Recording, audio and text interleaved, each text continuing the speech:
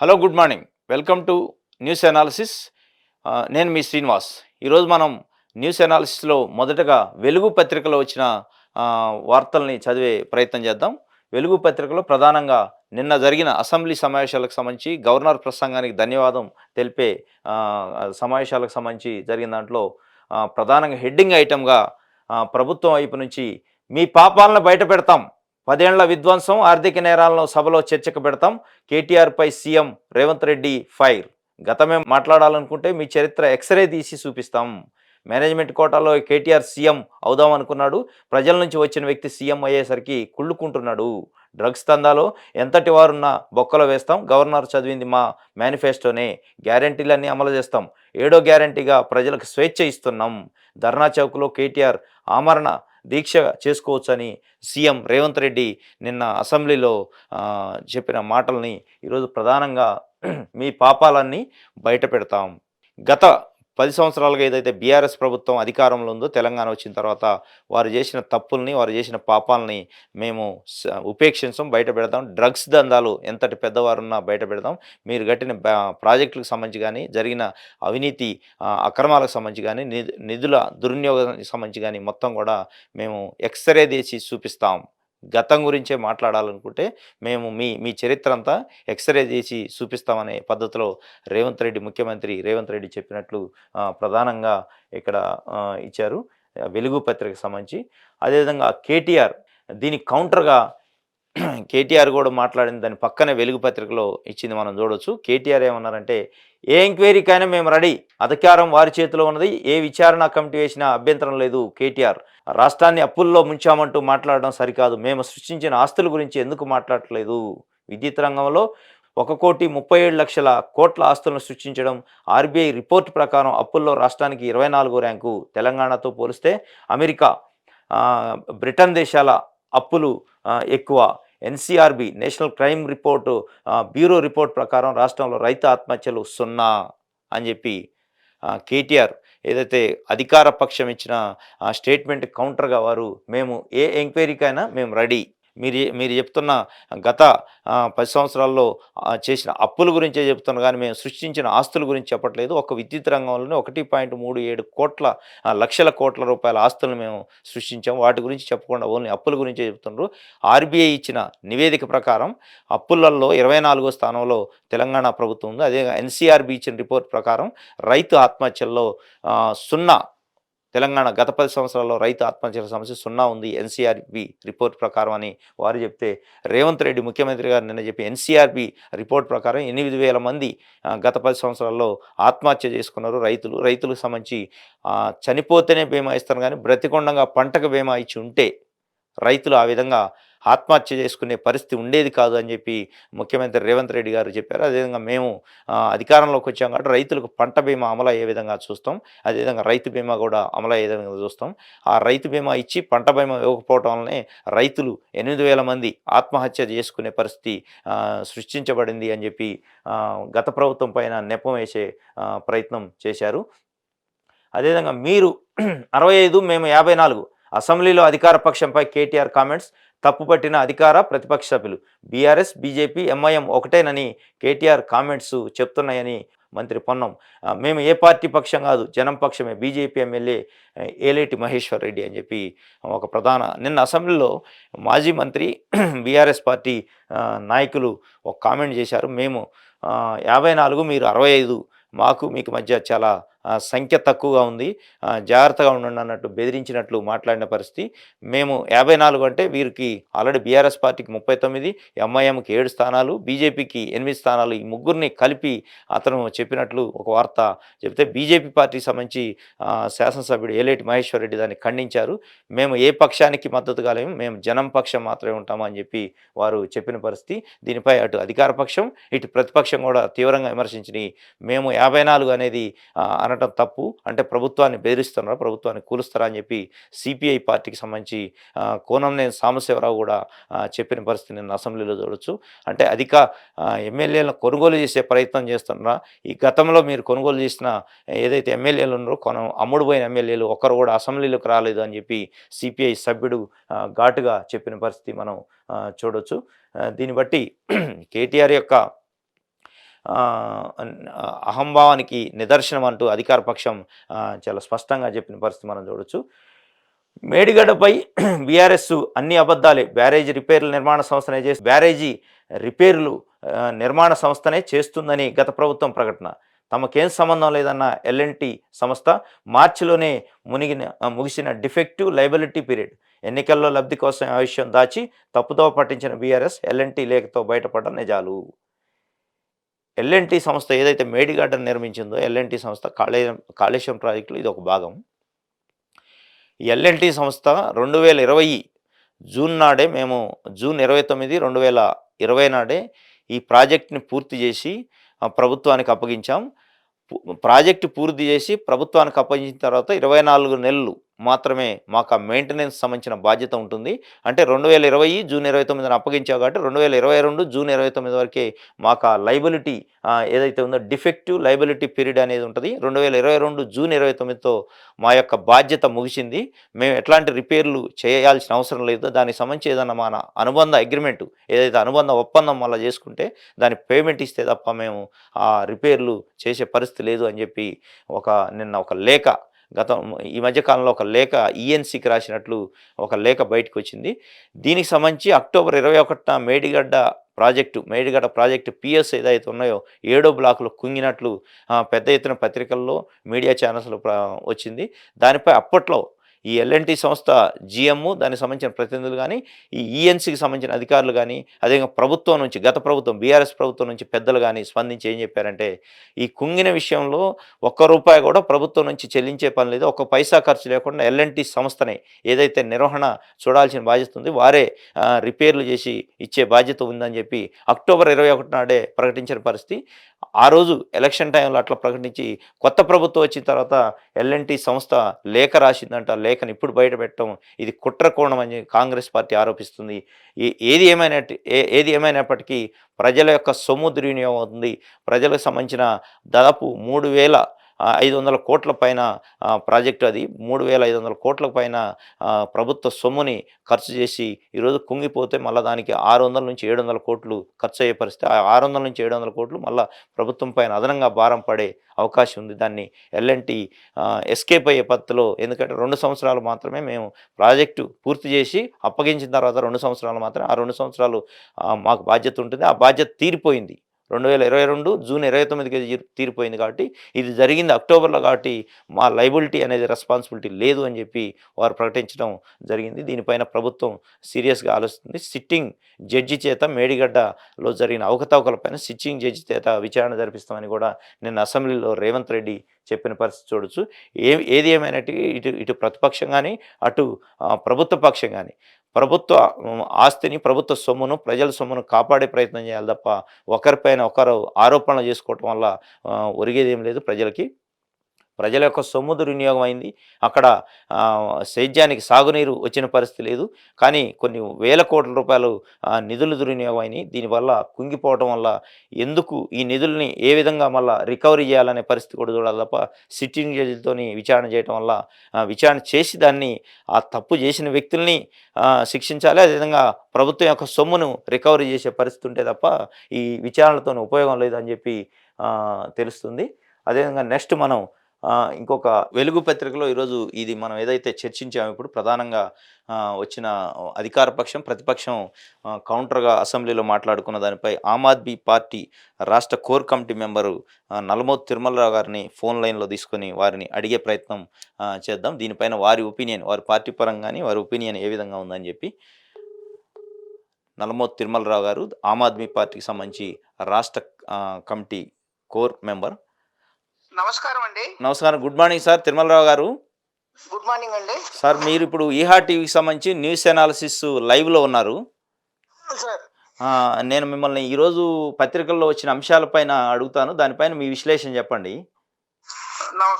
శుభోదయం అండి సార్, నిన్న అసెంబ్లీలో జరిగిన చర్చ మీరు చూసే ఉంటారు. అధికార పక్షం ప్రతిపక్షం ఒకరిపైన ఒకరు నిందలేసుకోవటం, విధ్వంసాలు మీరు చేశారంటే మీరు చేశారని చెప్పి ప్రధానంగా గత 10 సంవత్సరాలు విధ్వంసం జరిగిందని కాంగ్రెస్ ప్రభుత్వం అంటుంటే, లేదు గత 50 సంవత్సరాల్లో మీరు చేసిందే విధ్వంసం అని బీఆర్ఎస్ ప్రతిపక్షం అని వాదించిన పరిస్థితి మనం చూడొచ్చు.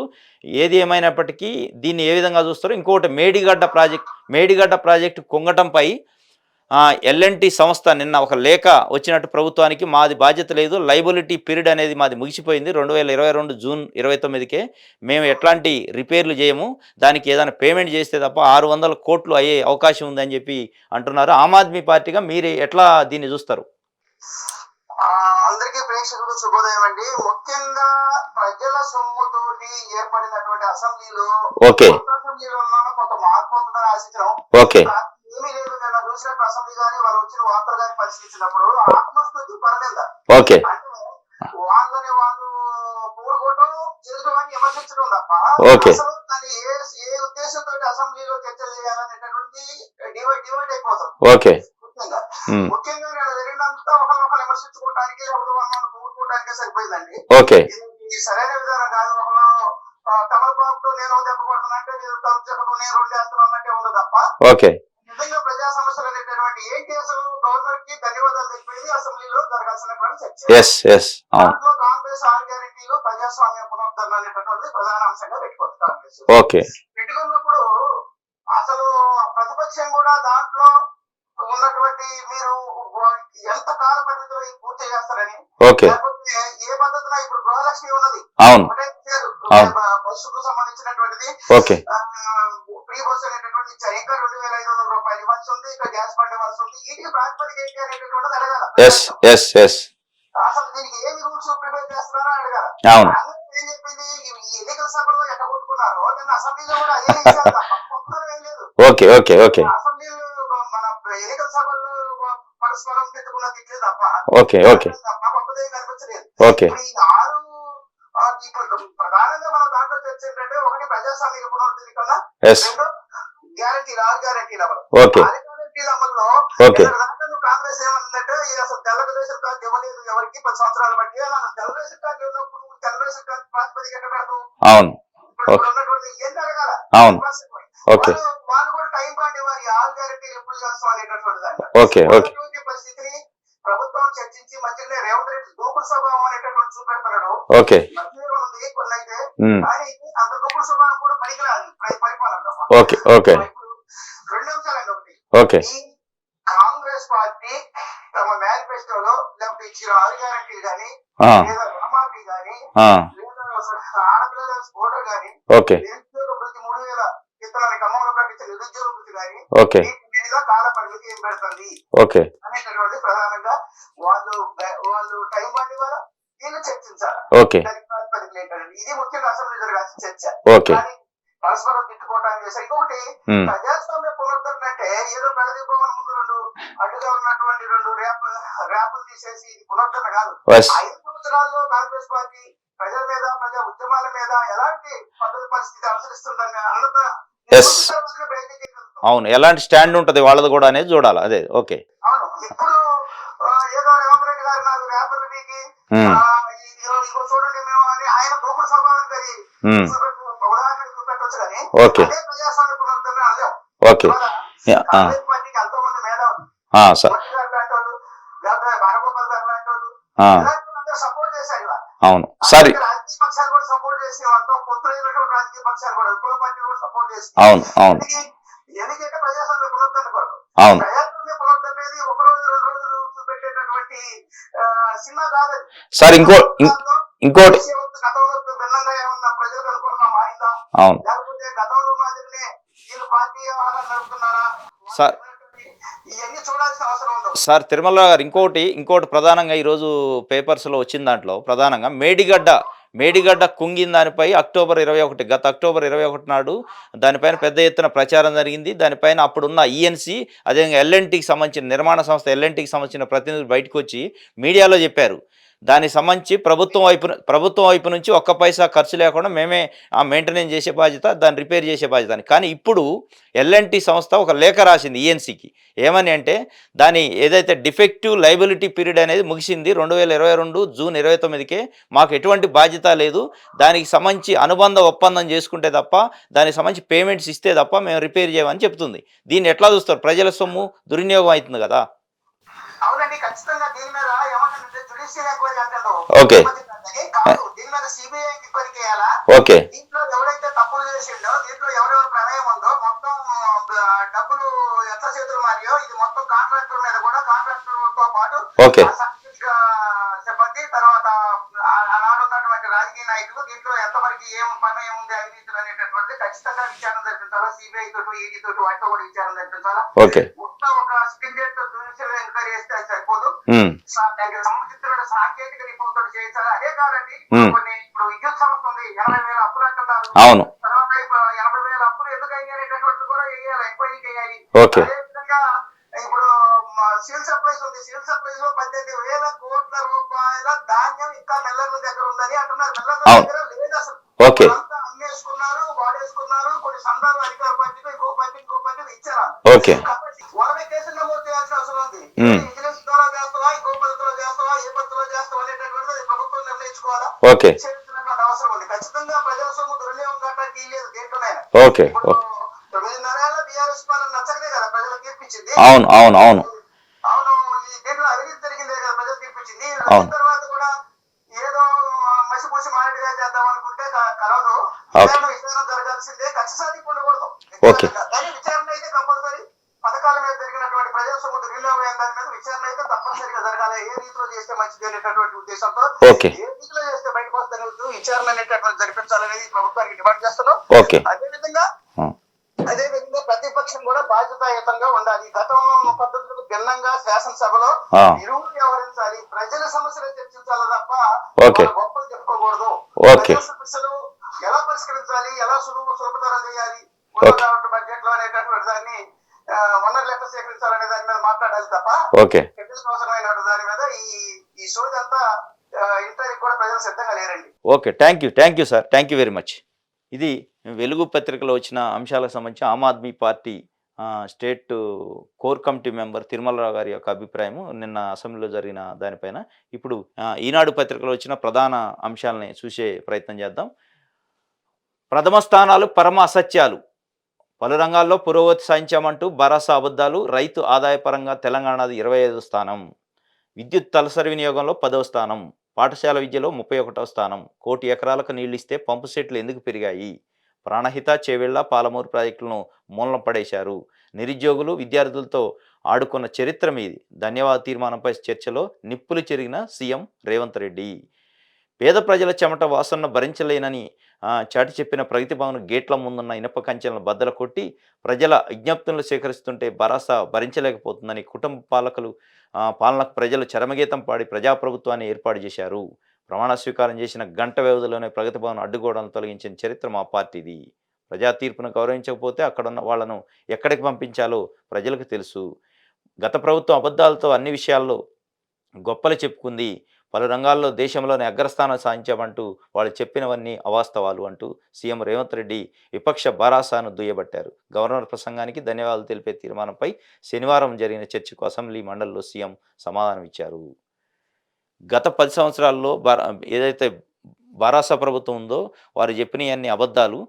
ఈ ప్రభుత్వం యొక్క లెక్కలు ఏదైతే కేంద్ర ప్రభుత్వం మమ్మల్ని గుర్తించి ప్రతి దాంట్లో కూడా మేము నెంబర్ 1గా ఉన్నాం. తెలంగాణ ప్రభుత్వ పనితీరు విద్యారంగంలో కానీ, సాగునీటి రంగంలో కానీ, అనేక రంగాల్లో, విద్యుత్ రంగంలో కానీ అనేక రంగాల్లో తెలంగాణ ప్రభుత్వం ముందంజలో ఉందని చెప్పి ఇచ్చిన స్టేట్మెంట్స్ కానీ, ఇచ్చిన రిపోర్ట్స్ కానీ అన్నీ తప్పు. రైతు ఆదాయ పరంగా తెలంగాణ 25వ స్థానం అని, విద్యుత్ వినియోగపరంగా తలసరి వినియోగపరంగా 10వ స్థానంలో ఉన్నాం, కానీ నెంబర్ 1 అని మీరు చెప్పారు మొన్నటి వరకు. పాఠశాల విద్యలో 31వ స్థానం ఉన్నాం. 1 కోటి ఎకరాలకు నీళ్ళు ఇస్తే పంపు సెట్ల సంఖ్య ఎందుకు పెరిగింది? బీఆర్ఎస్ ప్రభుత్వం పదే 1 కోటి ఎకరాలను మాగాణి చేసినామని చెప్తుంది. 1 కోటి ఎకరాలకు మరి మీరు కాల్వల ద్వారా నీళ్ళు ఇచ్చుంటే 19 లక్షల పంపు సెట్లు 2014లో ఉంటే 2023కి 29 లక్షలకి ఎందుకు చేరినాయి ఇది మోటార్ కనెక్షన్స్, విద్యుత్ కనెక్షన్స్? అంటే 10,00,000 మేరకు విద్యుత్ కనెక్షన్లు పెరిగినాయంటే మీరిచ్చే సాగునీరు కాలువల ద్వారా లేదు అనేది నిర్ధారణ అవుతుందని చెప్పి ముఖ్యమంత్రి రేవంత్ రెడ్డి నిన్న చెప్పిన పరిస్థితి. పలు రంగాల్లో పురోగతి సాధించామంటూ భరాసా అబద్ధాలు చెప్పింది. మీరు చెప్పినయన్ని పరమ అసత్యాలు. ప్రథమ స్థానాలనేయి ప్రథమ అసత్యాలని చెప్పింది. అదేవిధంగా మేడిగడ్డ, అన్నారంపై సిట్టింగ్ జడ్జితో విచారణ. అక్రమాలకు కారణమైన కాంట్రాక్టర్లు, మంత్రులు, అధికారులను శిక్షిస్తాం. చక్కెర కర్మాగారాలు తిరిగి ప్రారంభించేందుకు కట్టుబడి ఉన్నాం. మండలిలో సీఎం రేవంత్ రెడ్డి. మేడిగడ్డ ఇప్పుడు వెలుగు పత్రికలో కూడా చూసాం. మేడిగడ్డ, అన్నారంపై సిట్టింగ్ జడ్జితో విచారణ చేపిస్తాం. దీనికి బాధ్యులైన అధికారులు, మంత్రులు, అదేవిధంగా కాంట్రాక్టర్లపై తప్పనిసరిగా మేము చర్యలు తీసుకుంటాం. ప్రభుత్వ సొమ్మును దుర్వినియోగం చేసిన, ప్రజల సొమ్మును దుర్వినియోగం చేసిన వ్యక్తులను వదిలిపెట్టాం ఎట్టి పరిస్థితుల్లో.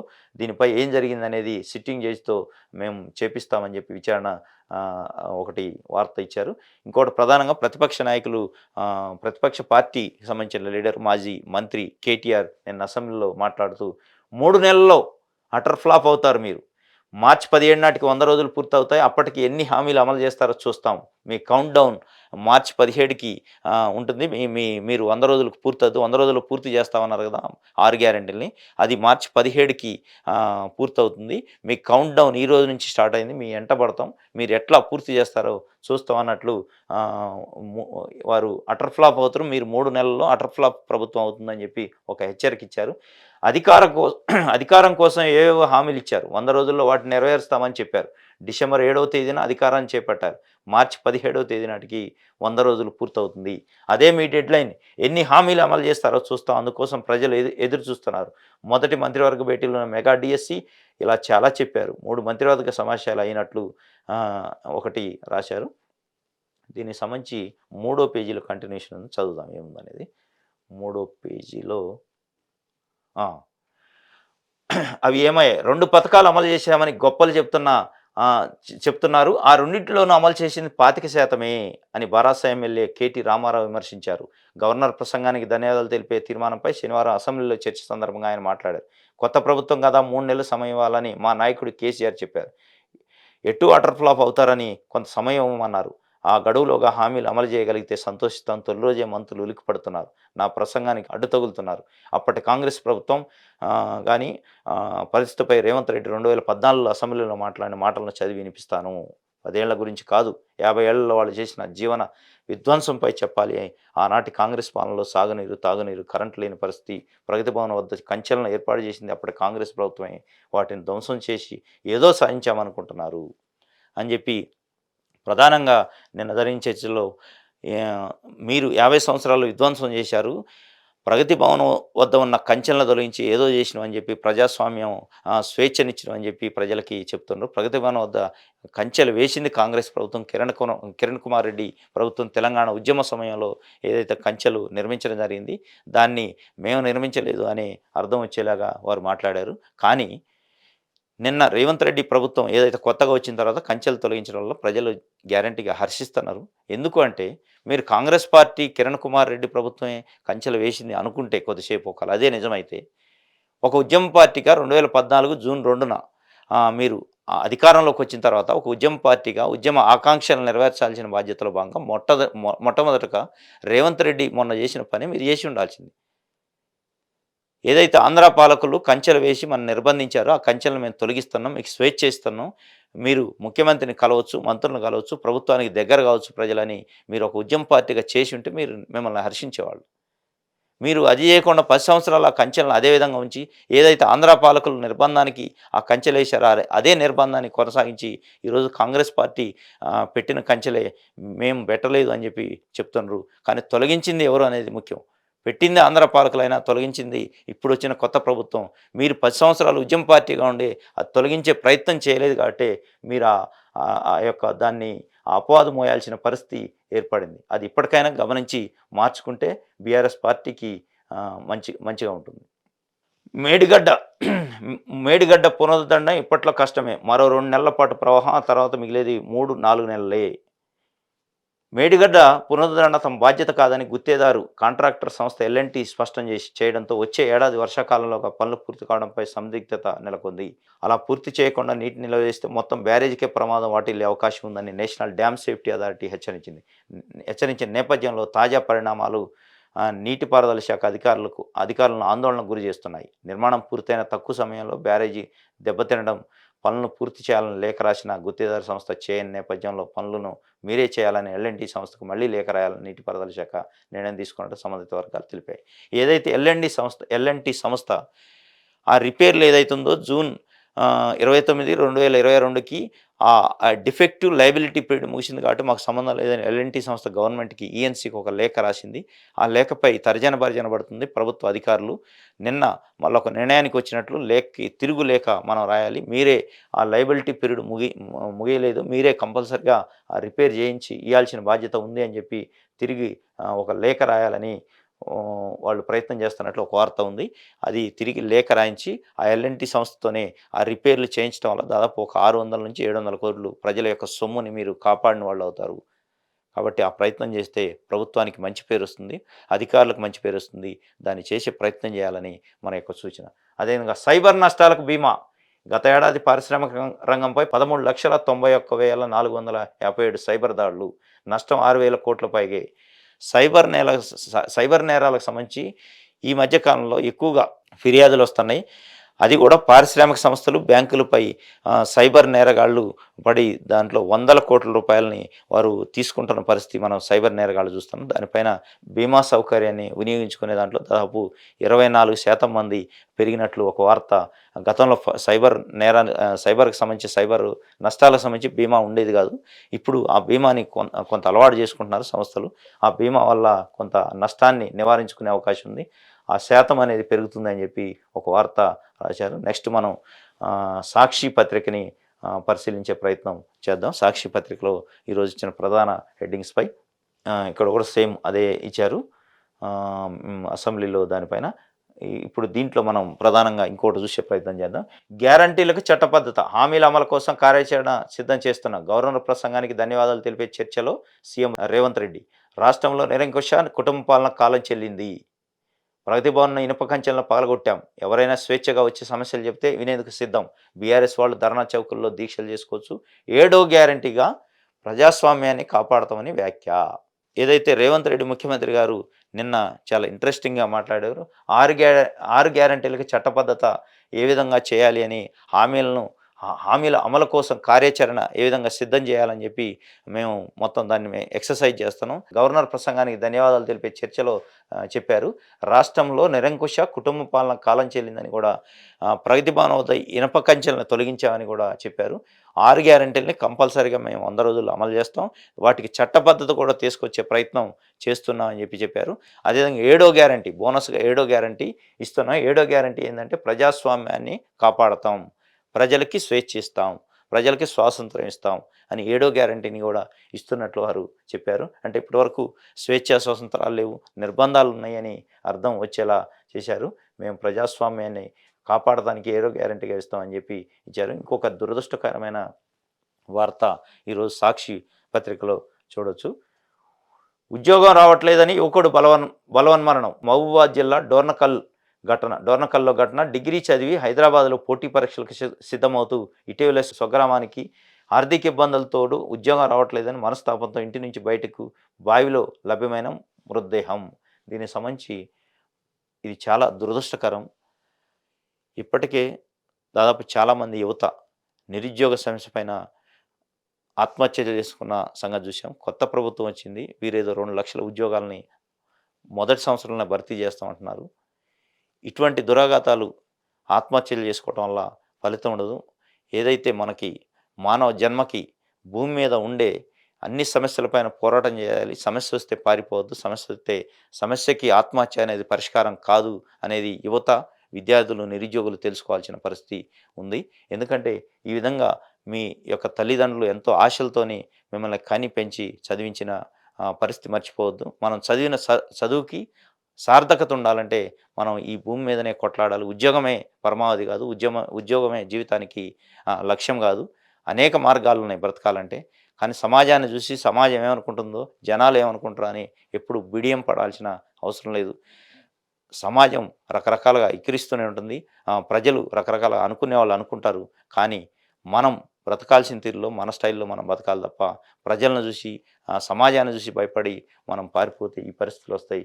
ఇది చాలా దురదృష్టకరం. ఇట్లాంటి జరగకుండా నిరుద్యోగులు చాలా ఆలోచించుకోవాల్సిన పరిస్థితి ఉంది. ఇట్లా చనిపోవటం వల్ల వారి మాతృఘోష ఏదైతే కన్న తల్లిదండ్రులకి మీరు మిగిలించే ఘోష మామూలుగా ఉండదు. కాబట్టి ఇది చాలా దురదృష్టకరమైన వార్త. ఇట్లాంటివి జరగకుండా చూడాల్సిన బాధ్యత ప్రభుత్వం పైన, అదేవిధంగా రాజకీయ పార్టీల పైన ఉంది. యువతకి ఒక భరోసా ఇవ్వాల్సిన పరిస్థితి, ఒక భరోసాని, ఒక హెల్ప్ లైన్ సెంటర్స్‌ని కూడా అవసరమైతే పెట్టే పరిస్థితి ఉంటే బాగుంటుంది. అసత్యాలు, అభూత కల్పనలు. అసెంబ్లీలో గవర్నర్ ప్రసంగంపై కేటీఆర్ ధ్వజం. ఇంత దారుణమైన ప్రసంగం శాసనసభ చరిత్రలో లేదు. విధ్వంసం 55 ఏళ్ల కాంగ్రెస్ పాలనలో జరిగింది. 2014 ముందు తెలంగాణలో పడవబడ్డ భూములు, పాడుబడ్డ ఇండ్లు, ఆకలి కేకలు, ఆత్మహత్యలు, 10 ఏళ్ల ప్రభుత్వం నడిపిన వారిపై ఆ నెపాన్ని నెట్టేసే ప్రయత్నం చేస్తున్నారని మండిపాటు. కేసీఆర్ ప్రసంగానికి పలుమార్లు అడ్డు తగిలిన మంత్రులు. సీఎం రేవంత్ తెలంగాణ వచ్చిన తర్వాత జరిగిన పాలనపై చర్చకు అధికార పక్షం సూచనలు. ఇది అసత్యాలు, అభూత కల్పనలు. గత 10 సంవత్సరాలు విధ్వంసం జరిగింది, అప్పులు చేశారు అనటం అసత్యాలు, అభూత కల్పనలు అని చెప్పి గత 50 సంవత్సరాల్లో కాంగ్రెస్ పాలనే ఆకలి కేకలు, గంజి సెంటర్లు, అదేవిధంగా వలసలు, ఇది విద్యుత్ రంగంలో సంక్షోభం ఇవి ఉండేవి. గత 10 సంవత్సరాలు అలాంటివి లేవు. విధ్వంసం ఏదైనా ఉంటే గత 50 సంవత్సరాల్లో కాంగ్రెస్ పార్టీ పరిపాలనలోనే విధ్వంసం ఉంది. కాంగ్రెస్ పార్టీ పరిపాలనలో తెలంగాణ అన్యాయానికి గురైంది. మమ్మల్ని మా పైన నెపం వేసే ప్రయత్నం చేయొద్దు అని చెప్పి కేటీఆర్ అన్నట్లు ఒక ప్రధాన వార్త సాక్షి పత్రికలో వచ్చింది. ఈ సాక్షి పత్రికలో వచ్చిన వార్తపై మనం ఎస్ఎఫ్ఐ రాష్ట్ర కార్యదర్శి, తెలంగాణ ఎస్ఎఫ్ఐ రాష్ట్ర కార్యదర్శి మూర్తి గారిని లైన్లోకి తీసుకునే ప్రయత్నం చేద్దాం. మూర్తి గారితో మాట్లాడి నిన్న వచ్చిన పత్రికలో వచ్చిన వార్తలపై మాట్లాడే వారి యొక్క విశ్లేషణ తీసుకునే ప్రయత్నం చేద్దాం. సరే చూద్దాం, ఫోన్ కనెక్ట్ అయితే మాట్లాడదాం. ఆంధ్రజ్యోతి పత్రిక చూసే ప్రయత్నం చేద్దాం. ఈలోపు ఆంధ్రజ్యోతి పత్రికలో ఆంధ్రజ్యోతి పత్రికలో ఈరోజు వచ్చిన ప్రధాన హెడ్డింగ్స్ను చూసే ప్రయత్నం చేద్దాం. ఆంధ్రజ్యోతి పత్రికలో ముఖ్యమంత్రి రేవంత్ రెడ్డి ఇచ్చిన ఒక స్టేట్మెంట్ని, దీంట్లో అసెంబ్లీలో ప్రకటించిన స్టేట్మెంట్. సభలోనూ ఉండరు, ప్రజలు ప్రతిపక్షానికి పరిమితి చేశారు, మారకపోతే అసెంబ్లీ నుంచే తరిమేస్తారు. వ్యవసాయము, విద్యుత్ పైన చెప్పేవన్నీ అబద్ధాలే. డ్రగ్స్ కేసులో ఎంతటి వారినైనా బొక్కలో వేస్తాం. వచ్చే 10 ఏళ్లలో రాష్ట్రంలో కాంగ్రెస్ది అధికారం. కేసీఆర్ ధర్నా చౌక్లో ఆమరణ దీక్ష చేసుకోవచ్చు. సోనియాకు దండం పెట్టి వెన్నుపోటు పొడిచారు. 10 ఏళ్లలో 8,000 మంది రైతులు ఆత్మహత్యలు. కేసీఆర్కి పదవులు ఇచ్చిందే కాంగ్రెస్. కేటీఆర్ మేనేజ్మెంట్ కోటాలో వచ్చిన వ్యక్తి. అసెంబ్లీలో ముఖ్యమంత్రి రేవంత్ రెడ్డి గవర్నర్ ప్రసంగానికి ధన్యవాద తీర్మానంపై చర్చ. సభలోనూ ఉంచరు మిమ్మల్ని, ఇప్పుడు ప్రతిపక్షంలో కూర్చోబెట్టారు. ఆ ప్రతిపక్ష పాత్రని సరిగా నిర్వహించకుండా అధికార పక్షానికి, ప్రభుత్వానికి అడ్డు తగిలే ప్రయత్నం చేస్తే, ప్రజలకు మేలు చేసే కార్యక్రమంలో, ప్రజలకి లబ్ధి చేసే కార్యక్రమాలకు అడ్డు తగిలితే మిమ్మల్ని ఈ సభలోంచి కూడా ప్రజలు తరిమి కొడతారు తర్వాత అని చెప్పి ఒక ప్రధానంగా వచ్చే విధంగా. వ్యవసాయం, విద్యుత్ పైన చెప్పేవన్నీ మీరు అబద్ధాలు చెప్పారు మొన్నటి వరకు. డ్రగ్స్ కేసు చాలా దానిపైన చాలా ఇంట్రెస్టింగ్గా నిన్న రేవంత్ రెడ్డి గారు చెప్పారు. డ్రగ్స్ కేసులో ఎంతటి వారున్నా మేము ఉపేక్షించేది లేదు, బొక్కలో వేస్తామని చెప్పిన పరిస్థితి. ధర్నా చౌక్లో కేసీఆర్ ధర్నా చౌక్ని మేము పునరుద్ధరించాం. ధర్నా చౌక్లో మీరు ఆమరణ దీక్ష కూడా చేసుకోవచ్చు. ప్రభుత్వం పైన ఏదైనా సమస్యలపైన విన్నవించాలంటే. వచ్చే 10 ఏళ్ళు రాష్ట్రంలో కాంగ్రెస్ది అధికారం ఉంటుందని, అదే 10 ఏళ్లలో బీఆర్ఎస్ పార్టీ ప్రభుత్వ పరిపాలనలో 10 ఏళ్లలో కూడా 8,000 మంది రైతులు ఆత్మహత్య చేసుకున్నారని ఒక వార్త ఆంధ్రజ్యోతిలో ఇచ్చారు. సీఎం రేవంత్ రెడ్డి చెప్పినట్టు. అదేవిధంగా కేటీఆర్ 3 నెలల్లో అటర్ ఫ్లాప్. 50 ఏళ్ల కాంగ్రెస్ పాలనలో అంతా విధ్వంసమే. కరువు, ఆకలి చావులు, వలసలే కనిపించాయి. గవర్నర్ ప్రసంగం అసత్యాలు, తప్పుల తడక. కరెంటు అప్పులే చెప్పారు కానీ ఆస్తులు చెప్పలే. అప్పుల నెపంతో గృహజ్యోతిని ఎగ్గొడతారా? శ్వేతపత్రాలను కొత్తగా ప్రకటిస్తే కొండంతవి ఎలకను పట్టే పరిస్థితే ఉండదు. నియంతృత్వంపై మాట్లాడటం మిలీనియం జోక్. విదేశీ వ్యక్తికి అధ్యక్ష బాధ్యత అప్పగించిన వారు ఎన్ఐఆర్ఐల గురించి మాట్లాడడం ఏమిటి? ముఖ్యమంత్రి అయినా సరే, అయినాకైనా మర్యాదగా మాట్లాడదారనుకున్నా, కానీ మారని తేలింది. చీమలు పెట్టిన పుట్టల్లో దూరిన పాము ఆయన. పంటల బీమా, రైతు బీమాకు తేడా తెలియని వ్యక్తి సీఎం అయినందుకు ప్రజలు సిగ్గుపడుతున్నారు. నాది మేనేజ్మెంట్ కోట అయితే ఆయనది పేమెంట్ కోట అని చెప్పి ప్రధానంగా చీమలు పెట్టిన పుట్టలో దూరింది రేవంత్ రెడ్డి, మేము కాదు. అదేవిధంగా నాది మేనేజ్మెంట్ కోట అయితే ఆయనది పేమెంట్ కోట అని రేవంత్ రెడ్డిని ఉద్దేశించి చాలా హార్డ్గా కామెంట్ చేసిన పరిస్థితి అసెంబ్లీలో చూస్తాం. శ్వేతపత్రాలు అనేది కొత్తగా ప్రకటిస్తే కొండందోవి ఎలకన పెట్టినట్టు ఉంటుంది తప్ప దానివల్ల ఉపయోగం లేదు అని చెప్పి ఒకటి. అప్పుల నెపంతో గత ప్రభుత్వం బీఆర్ఎస్ ప్రభుత్వం అప్పులు చేసిందనే ఒక నేపంతో మీరు ఇచ్చిన 6 గ్యారెంటీలని నుంచి ఎస్కేప్ అయ్యే పరిస్థితి. గృహ లక్ష్మి అదేవిధంగా గృహ జ్యోతిని నుంచి తప్పించుకునే ప్రయత్నం చేస్తున్నా, ఎగ్గొడతారా అది ప్రజలకు ఇవ్వకుండా అని చెప్పి ఒకటి. అదేవిధంగా కరెంటు పైన చేసిన అప్పులను చెబుతున్నా కానీ మేము సృష్టించిన ఆస్తులను చెప్పట్లేదని చెప్పి ఒకటి చెప్పినట్లుగా వార్త ప్రధానంగా ఉంది. అదేవిధంగా మేడిగడ్డపై సిట్టింగ్ జడ్జితో విచారణ, అక్రమార్కులపై చట్టపరిధిలో చర్యలు తీసుకుంటాం, మంత్రులు ఎమ్మెల్యేలు ఎమ్మెల్సీలను మేడిగడ్డకు తీసుకెళ్తాం, రాష్ట్రంలో పంటల బీమా పథకాన్ని అమల్లోకి తెస్తాం, చక్కెర కర్మాగారాలను పునః ప్రారంభించేందుకు చర్యలు, మెగా డిఎస్సి వేసి ఉపాధ్యాయుల పోస్టులు భర్తీ చేస్తాం, శాసన మండలిలో ప్రకటించిన సీఎం రేవంత్ రెడ్డి. మేడిగడ్డ ప్రాజెక్టుపై సిట్టింగ్ జడ్జితో విచారణ చేపిస్తామని నిన్న అసెంబ్లీలో రేవంత్ రెడ్డి ప్రకటించారు. శాసన మండలిలో కూడా సేమ్ అదే ప్రకటించిన పరిస్థితి. అదేవిధంగా ఒక ఇంట్రెస్టింగ్ టాపిక్ చెప్పారు ఆ మండలిలో, శాసన మండలిలో అక్రమార్కులపై చర్యలు తీసుకుంటాం, మంత్రులు ఎమ్మెల్యేలు ఎమ్మెల్సీలని మేడిగడ్డ ప్రాజెక్టు వద్దకి ప్రభుత్వమే తీసుకెళ్ళి అక్కడ ఏం జరిగిందనేది చూపించే ప్రయత్నం చేస్తామని చెప్పి ఒక ప్రకటన అసెంబ్లీలో శాసన మండలిలో ముఖ్యమంత్రి రేవంత్ రెడ్డి చేసిన పరిస్థితి. అదేవిధంగా మెగా డిఎస్సి వేసి ఉపాధ్యాయుల పోస్టులను భర్తీ చేస్తాం తొందరలోనే అని చెప్పి కూడా వారు చెప్పడం జరిగింది. చక్కెర కర్మాగారం ఏదైతే మూతబడ్డ చక్కెర కర్మాగారాలని పునః ప్రారంభించడానికి మేము ఇనిషియేటివ్గా తీసుకుంటాం, చర్యలు తీసుకుంటాం అని చెప్పి కూడా చెప్పడం జరిగింది. అదేవిధంగా ఉచితంగా కట్టేది లేదు, మా బాధ్యత 2022 జూన్తోనే ముగిసింది, ఒప్పందం చేసుకుంటేనే కుంగింది కడతాం, కాపర్ డ్యామ్ నిర్మాణానికి 55 కోట్ల ఖర్చు అవుతుంది, ప్రభుత్వానికి తేల్చి చెప్పిన ఎలాంటి కుంగిన రోజు నాటి ప్రభుత్వం చెప్పింది వేరే, పునర్నిర్మాణానికి 600 కోట్లు, నేడు ముఖ్యమంత్రి రేవంత్ రెడ్డి దీనిపైన మేము ఉచితంగా ఎట్టి పరిస్థితుల్లో కట్టం, మా యొక్క డిఫెక్టివ్ లైబిలిటీ పీరియడ్ ఏదైతే ఉందో జూన్ 29/2022 ముగిసింది కాబట్టి మాకు అవసరం లేదు, మేము ప్రభుత్వంతో చేసుకున్న ఒప్పందం ప్రకారం ప్రభుత్వానికి అప్పజెప్పిన తర్వాత ఏదైతే 24 నెలల లోపు ఏదైనా జరిగితే ఆ డిఫెక్టివ్ లైబిలిటీ పీరియడ్ మాకు అప్పుడే ఉంటుంది తప్ప మేము అప్పజెప్పింది 2020 జూన్లో అప్పజెప్పాము, హ్యాండ్ ఓవర్ చేశాము ఏదైతే ప్రభుత్వానికి ప్రాజెక్టును పూర్తి చేసి, దాని నుంచి 2 సంవత్సరాలు 24 నెలలు అంటే 2022 జూన్ 29, దాని తర్వాత జరిగిన దానికి మాది బాధ్యత కాదు అంటూ ఒక ఎల్ఎన్టీ లేఖ రాసినట్టు ప్రభుత్వానికి వచ్చింది. కానీ గతంలో ఏదైతే గత 2 నెలల క్రితం అక్టోబర్ నెలలో మేడిగడ్డ కుంగింది అన్నప్పుడు ఎల్ఎన్టీ సంస్థకు సంబంధించిన ప్రతినిధులు బయటకు వచ్చి మీడియాలో మాట్లాడిన పరిస్థితి మనం చూసాం. దీనికి సంబంధించి ఎట్లాంటి ₹1 ఖర్చు లేకుండా మేమే రిపేర్ చేసి మళ్ళీ రీస్టోర్ చేస్తామని చెప్పి ప్రకటించారు. ఈఎన్సీ కూడా ప్రకటించిన పరిస్థితి. మరి గత ప్రభుత్వం ఉన్నప్పుడేమో లైబిలిటీ ఉందని చెప్పి, డిఫెక్టివ్ లైబిలిటీ ఉందన్నట్లు ఒప్పుకున్నట్లు ఇప్పుడు లేదు అని చెప్పి లెటర్ రాయటం చాలా ఆశ్చర్యకరంగా ఉంది. ఏది ఏమైనా ప్రజల సొమ్ముని కాపాడే బాధ్యత ఇప్పుడున్న ప్రభుత్వం తీసుకోవాల్సిన పరిస్థితి ఉంది. అదేవిధంగా నమస్తే తెలంగాణలో పత్రికలో ఈరోజు వచ్చిన వార్తలను పరిశీలించే ప్రయత్నం చేద్దాం.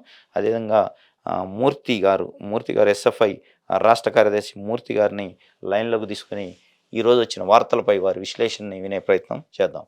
ఒకసారి వాడివేడిగా ధన్యవాద తీర్మానానికి అసెంబ్లీలో ఆమోదం, బీఆర్ఎస్ నిరసనకు ఛాన్స్ ఇవ్వకుండా సభ వాయిదా, ఖచ్చితంగా 6 గ్యారెంటీల అమలు, గత సర్కార్లో శాండ్ మాఫియా దాడులు, మేనేజ్మెంట్ కోటాలో వస్తే ఇదే ఇబ్బంది, రాష్ట్రంలో నిర్బంధం పోయి మార్పు వచ్చింది, ఎన్ఆర్ఐలతో ఇబ్బందే, విషయం తెలియదు, చీమలు పెట్టిన పుట్టలో పాములు దూరినట్లు ఎవరో పెట్టిన బీఆర్ఎస్లో మీరంతా చేరారు, డ్రగ్స్పై ఉక్కుపాదం మోపేందుకు టీన్యాబ్, నిషేధాలు ఎత్తివేసి నిర్బంధ పాలనకు తెర, అమరవీరుల కుటుంబాలను పట్టించుకోలే, 10 ఏళ్లలో 8,000 మంది రైతుల ఆత్మహత్య, రైతు బీమా కాదు పంట బీమా ఉండాలి, సోనియమ్మ నేతృత్వంలో ఇందిరమ్మ రాజ్యం, ధన్యవాద తీర్మానంపై చర్చలో సీఎం రేవంత్ రెడ్డి, సామాజిక న్యాయంగా 7వ గ్యారంటీ, 6 గ్యారెంటీలు కాక సామాజిక న్యాయంగా 7వ గ్యారెంటీ కూడా వస్తున్నాయి. ఇప్పటివరకు సామాజిక న్యాయం లేదు తెలంగాణ వచ్చిన తర్వాత బీఆర్ఎస్ ప్రభుత్వంలో అని చెప్పి చెప్పారు. ఏడాదిలోగా 2 లక్షల ఉద్యోగాల భర్తీ, కందుకూరు వరకు మెట్రో రైల్ విస్తరణ, మూసీ కారిడార్ సంపూర్ణంగా అభివృద్ధి, నిజాం షుగర్ ఫ్యాక్టరీపై కమిటీ వేస్తాం, ఆరోగ్యశ్రీలో 10 లక్షల వరకు ఉచిత చికిత్స అని చెప్పి ఒకటి రేవంత్ రెడ్డి అసెంబ్లీలో, తెలంగాణ ముఖ్యమంత్రి రేవంత్ రెడ్డి గారు అసెంబ్లీలో చాలా హాట్ కామెంట్ చేసినట్టు గత సర్కారులో శాండ్ మాఫియా దాడులు ఉండేవి, మేనేజ్మెంట్లో కోటాలో వచ్చిన కేటీఆర్కు ఏమీ తెలియదు, ఎన్ఆర్ఐలతో వచ్చిన ఇబ్బంది ఇది, వాళ్ళకి అర్థం అవ్వదు మేము అని చెప్పి, అదేవిధంగా చీమలు పెట్టిన పుట్టలో దూరిన నాయకులు బీఆర్ఎస్ పార్టీలో ఉన్నారు, ఎవరో పెట్టిన బీఆర్ఎస్ పార్టీలో వీరంతా దూరి పెత్తనాలు చేస్తాను అన్నట్లు వచ్చే విధంగా చెప్పారు. డ్రగ్స్పై ఉక్కుపాదం మోపడానికి టీ-న్యాబ్ అనే ఒక సంస్థను పెడతాం తప్పనిసరిగా అని చెప్పి కూడా, నిషేధాలు ఎత్తేసి నిర్బంధ పాలనకు తెర అని చెప్పి, అమరవీరుల కుటుంబాలను పట్టించుకోలేదు అని చెప్పి కూడా ఒకటి రాశారు. ఇంకోటి దీనికి కౌంటర్గా ప్రతిపక్షం నుంచి కేటీఆర్ మాట్లాడింది ఒక ప్రధాన వార్తగా నమస్తే తెలంగాణలో వచ్చింది. గవర్నర్ ప్రసంగమా, రాజకీయ ప్రసంగమా? గతంలో ఇసుకపై వచ్చిన ఆదాయం కాంగ్రెస్ నాయకుల జేబుల్లోకి పోయేది. నామినేటెడ్ కోటాలో సీఎం అయింది ఎవరు? 2014 జూన్ 2నే తెలంగాణ విముక్తి. ఎన్ఆర్ఐలకు టికెట్లు అమ్ముకున్నది ఎవరు? ఇవాళ కాంగ్రెస్లో దూరి సీఎం అయింది ఎవరు? టీ-న్యాబ్ను ఏర్పాటు చేసిందే బీఆర్ఎస్. డ్రగ్స్ నివారణకు 1000% సహకరిస్తాం. 2012లో ప్రగతి భవన్ కంచె వేసింది ఎవరు? తెలంగాణ బిడ్డలను బలి తీసుకున్నది ఎవరు? పంటల బీమాకు రైతు బీమాకు తేడా తెలియదు. ఇందిరమ్మ రాజ్యం అంటే గంజి కేంద్రాలు, ఆకలి చావులు, నియంతృత్వం, ఎన్కౌంటర్లు, తిరోగమన నిర్ణయాలు వ్యతిరేకిస్తాం అని చెప్పి చాలా సీరియస్గా గవర్నర్ ప్రసంగం పైన వారు ఏదైతే కేటీఆర్ బీఆర్ఎస్ పార్టీ నుంచి మాట్లాడిన సందర్భంలో, ఇందిరమ్మ రాజ్యం అంటే గంజి కేంద్రాలు, వలసలు, ఆకలి చావులు, ఆత్మహత్యలే, ఇది తిరోగమన నిర్ణయాలు తీసుకుంటే మేము ప్రభుత్వాన్ని ఎండగడతాం. అదేవిధంగా 2014 జూన్ 2నే తెలంగాణ విముక్తి పొందింది, కానీ గవర్నర్ ప్రసంగంలో తెలంగాణకి నియంత పాలన నుంచి విముక్తి అని చెప్పడం తప్పు అని చెప్పి, ఎన్ఆర్ఐలకు టికెట్లు అమ్ముకున్నది ఎవరు? ఇవాళ కాంగ్రెస్లో దూరి సీఎం అయింది ఎవరు? టీ-న్యాబ్ను ఏర్పాటు చేసిందే మేము. డ్రగ్స్ నివారణకు 1000% మేము ప్రభుత్వానికి సహకరిస్తాం అన్నట్లు కూడా ఒకటి చెప్పడం జరిగింది. ఇది ఈరోజు నమస్తే తెలంగాణకు సంబంధించి పత్రికలో వచ్చిన వార్తలు. ఇది ఈరోజు మార్నింగ్ న్యూస్ ఎనాలిసిస్ సంబంధించి ప్రధాన పత్రికలో వచ్చిన ప్రధాన వార్తల్ని మనం విశ్లేషించడం. రేపు మళ్ళా తాజా వార్తలతోని మళ్ళీ విశ్లేషణలో కలుసుకునే ప్రయత్నం చేద్దాం. నేను మీ శ్రీనివాస్. Thank you.